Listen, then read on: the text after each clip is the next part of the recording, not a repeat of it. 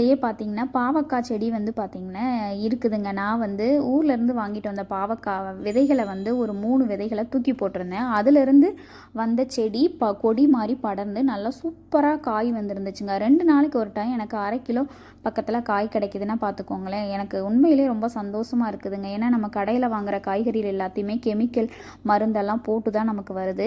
இந்த மாதிரி ஆர்கானிக்காக வந்து நம்ம வீட்டுக்குள்ளேயே பறித்து சாப்பிடும்போது உண்மையிலே மனசுக்கு ரொம்ப சந்தோஷமாக தானங்க இருக்கும். அதே மாதிரி தான் எனக்கும் இருந்துச்சு. அதை வந்து நான் உங்களோட ஷேர் பண்ணிக்கிறேன். இது வந்து ஒரு 3 விதைகள் தான் போட்டேன். சூப்பராக கொடி வீசி நல்லா பாவக்காய் பார்த்திங்கன்னா ஒவ்வொன்றும் 10 கிராம்லேருந்து 15 கிராம் வெயிட் வரைக்கும் இருக்குது. உண்மையிலே மனசுக்கு ரொம்ப சந்தோஷமாகவும் ஹாப்பியாகவும் இருந்ததுங்க. அதை பறித்து நம்ம சமைச்சு சாப்பிடும்போது அதில் இருக்கிற சந்தோஷமே தனிதாங்க. நீங்களும் இதே மாதிரி ட்ரை பண்ணி